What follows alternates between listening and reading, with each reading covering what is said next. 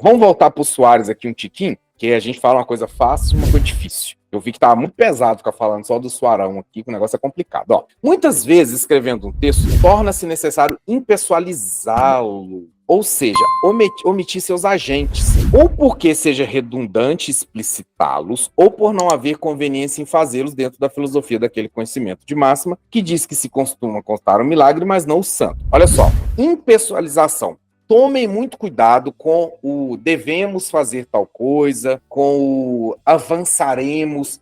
Eu sei que quando a gente usa esse nós, a gente não está falando nós, incluindo nós no negócio. A gente está falando nós de um modo geral. Só que ele tira a impessoalização. E uma das características do texto dissertativo argumentativo é que enquanto mais duro, mais impessoal ele for, melhor. Porque enquanto menos parecer que você está no texto ali fazendo militância, você está ali usando o seu coração, você está usando só a razão, melhor o seu texto parece.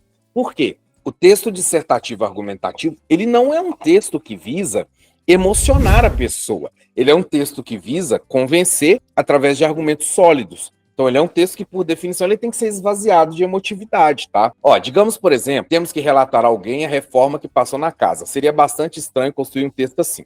Pintores pintaram a casa por dentro e por fora, encanadores reviraram todo o encanamento, azulejistas trocaram os azulejos avariados. Existe nesse texto uma redundância flagrante, uma vez que qualquer pessoa sabe que pintores pintam, encanadores trabalham com encanamento e assim por diante. Ou seja, não há a menor necessidade de explicitar os agentes como os pintores, encanadores e azulejistas. Devemos, pois, impessoalizar o nosso texto, descartando dele os agentes. Se simplesmente os omitíssemos, teriam: pintaram a casa por dentro e por fora, reviram todo o encanamento, trocaram o azulejo avariado. Impessoalidade. Destruíram a educação brasileira. Não deixaram a educação brasileira avançar. Você não vai dizer nomes, vai deixar do jeito que tá? Isso chama impessoalização. O leitor dirá que ficou um pouco melhor, mas não ficou bom. De fato, na língua oral, é comum emitir o sujeito e o agente, deixando o verbo na terceira do plural, como bateram na porta. Mas no texto escrito, os procedimentos são outros. O mais comum seria dar ao texto a seguinte versão: a casa foi pintada por fora, todo o encanamento foi revisto, foram trocados os azulejos avariados. Olha que ele agora apareceu quem sofreu a ação, que foi a casa. Agora a gente tem um texto adequado. Olha como é que o Soares ele está mostrando o que ele entende como um texto adequado e o que ele não entende como um texto adequado. E vão ser esses critérios que vão balizar a correção da sua redação. Agora, tente ver como é que realmente esse texto aqui, ele está todo zoado, né? Esse aqui pintaram, esse aqui está todo avacalhado. Agora, esse aqui já seria até um texto possível de algum de vocês fazerem. Agora, olha como é que esse aqui ele realmente tem uma qualidade melhor. A casa foi pintada por dentro e por fora, ponto. Então a gente tem quem sofreu a ação, não dizemos quem, que a gente impessoalizou, e colocamos um ponto para fechar a ideia. Na sequência, todo o encanamento foi revisto. Nós sabemos que estamos falando da casa. Foram trocados os azulejos avariados. Também estamos falando da casa. E o texto ficou fluido. Você conseguiu ler o texto ali de boa. Essa é uma das características de um texto bem feito. Quando o texto ele é muito difícil de ler, sabe aquele texto? Ele é truncado. Um texto truncado ou que não tem uma clareza assim, ele vai ter uma nota diminuída. Então, agora a gente tem um texto adequado. O recurso utilizado foi colocar a sentença na voz passiva com auxiliar se. Aliás, esta é uma das principais funções da voz passiva. Em português, permitir o descarte do agente por uma sentença ativa, transformada em passiva, pode facilmente ter um agente omitido. Uma outra função da passiva com auxiliar se é mudar a perspectiva de cena. Por exemplo, Marcelo abriu a porta. A porta foi aberta por Marcelo. Paulo Freire defendeu a educação. A educação foi defendida por Paulo Freire. Se a nossa redação é de educação, se a gente colocar que a educação foi defendida por Paulo Freire, ou Magda Soares, qualquer um autor que você quiser, tá? Coloca quem você quiser. Isso está indicando que você está colocando a educação em primeiro plano, meu povo. Isso faz diferença. Às vezes o aluno acha que não. Ele pensa, se eu colocar Magda Soares defendeu a educação. É a mesma coisa que a educação foi defendida por Magda Soares. Não. Porque olha só, a diferença nesse caso será simplesmente uma mudança de perspectiva. Em Marcelo abriu a porta, vemos a cena pela perspectiva de Marcelo. Em A Porta Foi Aberta por Marcelo, veio uma mesma cena, mas dessa vez, pela perspectiva da porta. No nosso capítulo, ele passa lá, tá, depois vocês veem lá, eu deixei o livro lá, tá no Drive, se vocês quiserem dar uma lida, tá? Tem umas partes lá que, claro, que a gente não vai ler, que eu só filtro o que é necessário para vocês. Então, perceba que, às vezes, nós temos opções de escolhas de estruturas que são exatamente as escolhas de opções de estruturas que vão diferenciar sua nota, que vão fazer você passar ou não, tá? Então, a passiva com ser não é o único recurso, entretanto, para omitir o agente, entretanto, para omitir o agente. Uma outra opção é utilizar a passiva pronominal com se. O texto em questão teria desta forma outra maneira. Olha só. Pintou-se a casa por dentro e por fora. Reviu-se o encanamento. Trocaram-se os azulejos.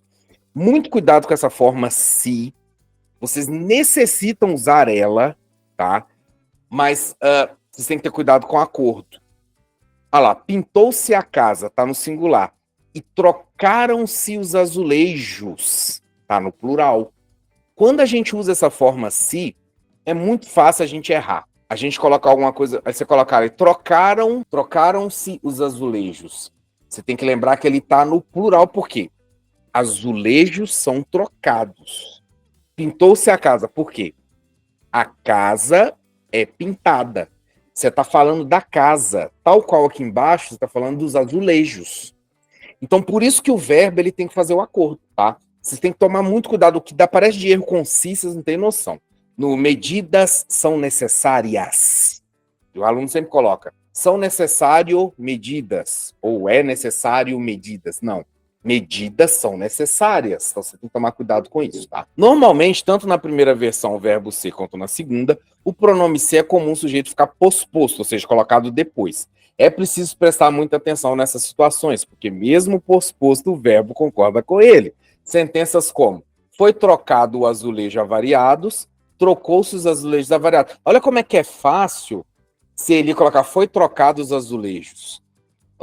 Porque fica parecendo que tá meio certo, até que apesar que esse eu acho que ninguém ia fazer. Mas o outro, trocou-se os azulejos a variados, acho que as pessoas iam fazer. Então você tem que perguntar, lembra da perguntinha clássica lá? Pergunte ao verbo, quem fez a ação? E o verbo vai dizer, os azulejos. Então, se foram os azulejos, de que nós vamos estar falando? Nós vamos estar falando do plural.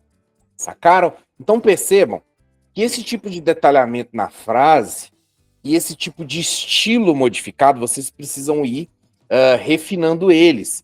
Porque vão ser exatamente esse tipo de estilo que eles vão trazer para vocês aí a capacidade e a possibilidade de você ganhar mais nota ou de você não ganhar mais nota. Muitas vezes o aluno me manda assim, professor, você acha que esse texto ele ganha 60%? Às vezes o texto ele nem tem erro, galera. Às vezes ele tem um errinho. De resto, o texto tá supimpa. Só que... supimpa é da nossa época. Então, o que acontece? Às vezes o texto ali tá bacana. O cara fala, mas eu não errei nada. Eu falo, tudo bem, você não errou.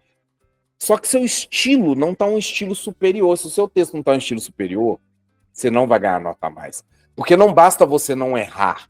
Além de não errar, você precisa melhorar o seu estilo para que você, a partir do estilo melhorado, a sua nota aumente. Porque senão não vai dar certo. Você vai ter, pode ser que você tenha um texto até com poucos erros que ele pontue pouco. E um texto até com muito mais erros que ele pontue mais. Porque o estilo do cara é melhor. Por isso que cada texto é um texto diferenciado. Porque cada texto vai ser julgado ali, a habilidade do cara como um todo. Às vezes o cara tem um estilo bom, a gramática não é tão boa assim, mas não chega a ser uma gramática péssima. Aí você equilibra os dois. Aí às vezes acontece o contrário. O cara tem um estilo ruim, um estilo muito comum, muito banal, mas a gramática dele é muito boa. Você fala, mas o estilo do cara não tem como. Então o texto continua um texto abaixo da média, mesmo o cara tendo errado. Então essas questões estilísticas, o aluno costuma não tomar muito cuidado, mas isso daí é vital para que você consiga gerenciar essa questão de pontos, tá? Você está cansado desses cursos que prometem te ensinar redação, te ensinar português? Você vai lá, gasta dinheiro, estuda, mas nunca passa. Mas o nosso curso aqui é diferenciado, porque nossa metodologia tem aulas online, aulas gravadas, plantões tira dúvidas, mas principalmente nós focamos apenas e tão somente naquilo que as bancas pedem, para que você consiga a sua tão sonhada vaga. Eu sou o professor Gleison Versosa, eu sou especialista em linguagens, já tive participação em bancas de concurso, e você você. Você vai clicar aqui agora, se inscrever e fazer parte do nosso curso e vamos te entregar o conteúdo necessário para que você consiga realizar o seu sonho de finalmente ser aprovado. Te espero no curso.